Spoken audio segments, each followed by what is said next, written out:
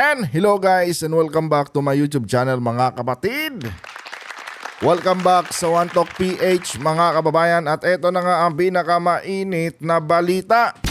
Nako mga kapatid, kalat ngayon mga kababayan sa social mediang X mga kapatid. Itong audio recording mga kapatid ni President Donald Trump na kung saan mga kababayan kinausap din niya pala mga kapatid itong si President Xi Jinping. Na kung saan mga kababayan, binigyan po ng ultimatum ni Trump mga kapatid itong si Xi Jinping na kung sakali mang ituloy ni Xi Jinping mga kababayan itong kanyang planong pagsakop sa bansang Taiwan mga kapatid ay hindi rin siya magdadalawang isip na bobombahin niya mga kababayan ang bansang China. Ping! Kabahan ka na sa sinabing ito ni Trump.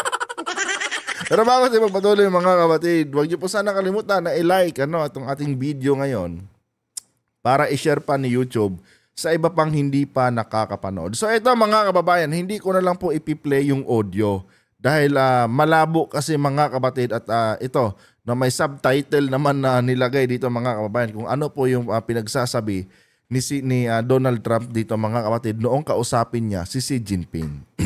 Sabi dito mga kababayan then I'm with President Xi of China. So kinausap daw ni Donald Trump mga kapatid itong si Xi Jinping na presidente ng China. Sabi dito mga kababayan, I said the same thing to them.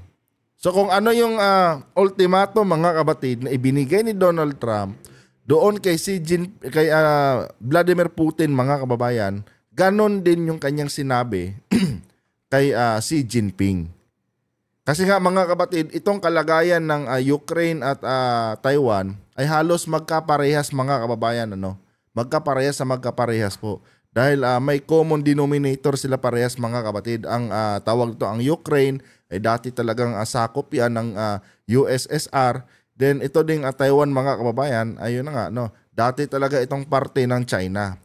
So parehas din mga kababayan yung ultimatum na binigay ni Trump dito kay Xi Jinping. Kung ano yung sinabi niya doon mga kababayan kay Vladimir Putin, ganon din yung kanyang sinabi kay Xi Jinping. Sabi ni Trump dito mga kapatid, I said the same thing to them. I said, if you go into Taiwan, I'm gonna bomb the shit out of Beijing. Sabi ni Trump mga kapatid, Ping! Pag itutuloy mo yung plano mo na sasakupin mo itong bansang Taiwan, hindi ako magdadalawang isip na bubombahin ko ang Beijing. Seryoso yan mga kababayan. Na sinabi ni Donald Trump. Sabi daw ni Xi Jinping mga kapatid, he thought I was crazy. Sabi daw ni Xi Jinping kay Trump mga kababayan, nababaliw ka na Trump. Nababaliw pa. Pag pinasadahan ka ni Trump ng kanyang mga stealth bomber dyan sa Beijing, kawawa ka talaga. Diba? He thought I was crazy. He said, Beijing?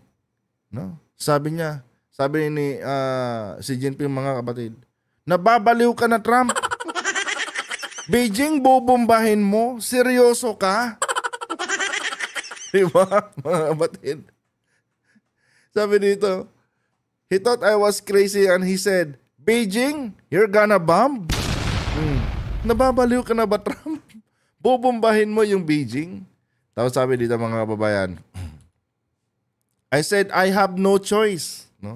Sabi niya kay Xi Jinping, wala akong choice, Ping. I got to bomb you. We're gonna bomb Beijing. Wala akong choice, Ping. Pag tinuloy mo yung plano mo, kailangan talaga kitang bombahin. Bobombahin ko talaga ang Beijing. Din sabi dito ni mga kapatid, sabi pa dito ni Trump, and he didn't believe me either. Parang si Putin din mga kababayan. Kasi nga, nung sinabihan niya, binigyan niya ng ultimatum si Putin, sinabihan lang siya na, I don't believe you. Si Xi Jinping, ganon din mga kababayan. No?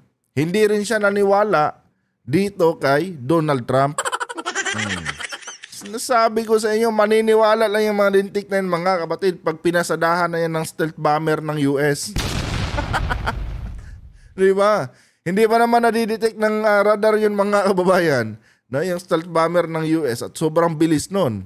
Di ba? Maniniwala lang yan sila mga kapatid pagka nalaglag na yung tawag nito bomba or yung missile na galing sa stealth bomber. Sabi dito, and he didn't believe me either. He said 10%. No. Sabi daw ni Xi Jinping mga kababayan, 10% lang, no? Ang tiwala ko diyan sa pinagsasabi mo, Trump. 10% lang, no? Ang tiwala ko diyan sa pinagsasabi mong bobombahin mo ang Beijing kapag tinuloy ko yung plano ko na sasakupin ko ang bansang Taiwan. 'Di ba? Sabi naman ni Trump sa kanya mga kapatid. And 10% is all you need, no? Sabi ni Trump, sapat na ang 10% tiwala mo, no, dahil yan lang ang kailangan ko. At least winarningan kita. Oh. At least binigyan pa kita ng warning na kapag sinubukan mong sakupin ang bansang Taiwan, ibobombahin ko ang Beijing. Oh, sapat na sa akin yan. Sabi pa dito, in fact, 5% would have been okay. Mga kababayan, sabi ni Trump, sa katunayan, kahit 5% lang ng tiwala mo, sapat na sa akin yun. Basta nawarningan kita na pag sinubukan mo ngang kunin, sinubukan mo ngang sakupin yung Taiwan, magkakaproblema tayo. Kumbaga, in layman's term mga kapatid, parang sinasabi ni Trump dito na, at least hindi ako nagkulang sa pagpapaalala sa iyo na bobombahin kita.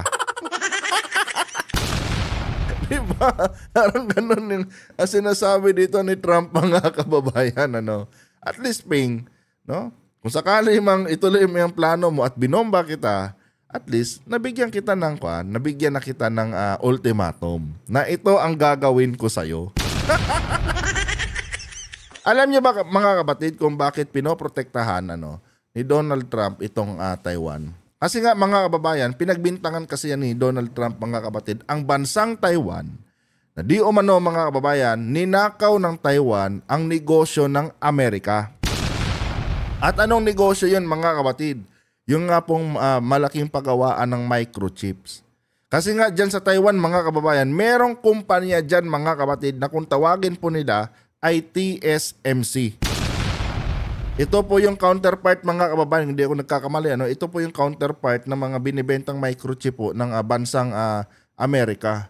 At ngayon mga kapatid, parang mas nakilala pa itong TSMC kumpara sa bansang US mga kababayan pagdating sa mga ganitong business. Ngayon sabi ni Trump, ninakaw ng Taiwan ang negosyo namin, no? Na kung saan yan yung isa sa pinagkakakitaan ng Amerika. Merong video yan noon mga kapatid na sinabi yan ni Donald Trump mga kababayan.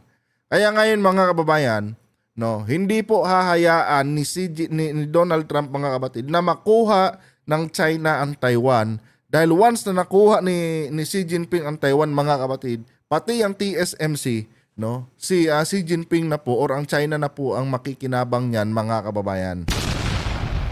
Kaya kahit kahit sabihin natin galit siya sa Taiwan mga kapatid dahil nga dito sa sinasabi niyang ninakawan ng Taiwan ng negosyo ang US, obligado siyang protektahan ang Taiwan mga kababayan or else, no, makukuha ni Xi Jinping yung TSMC na yan. Malaki yan mga kapatid, no? Trillion dolyares mga kababayan ang kinikita ng Taiwan dyan. Oh. Mas malakas pa yan mga kapatid sa negosyo ng US. 'Di ba? Kaya kahit ganyan lang yung Taiwan mga kababayan, mayaman po yung bansa na yan mga kapatid. Pero mo yung mga OFW nga natin dito, 'di ba? Pag nagtrabaho sila ng factory dyan sa Taiwan, mga kababayan, umaabot po sila ng 100,000 pasahod. Maliit lang na bansa yan, mga kapatid, ha? Yung bansang Taiwan, dahil isla lang yan eh. No? Isla lang po yan, mga kababayan, ng China kung tutuusin. Pero ginawang bansa, mga kapatid.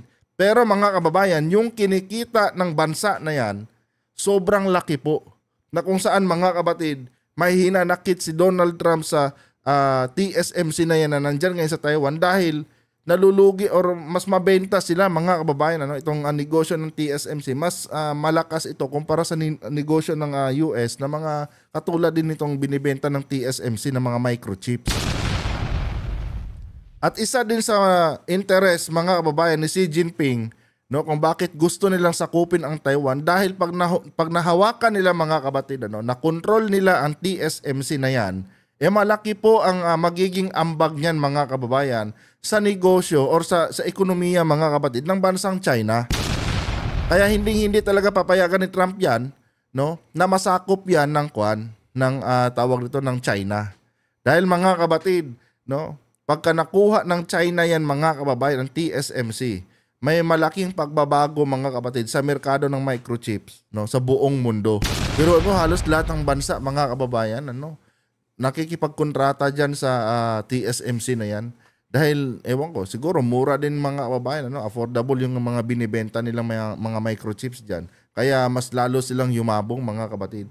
Basta yung kumpanya na yan, related dyan sa mga microchips, mga kababayan, na kung saan pangunahin po yung ginagamit sa lahat ng mga ngayon, mga devices, mga kapatid, at mga sasakyan, mga smartphones and yung mga smart cars, di ba?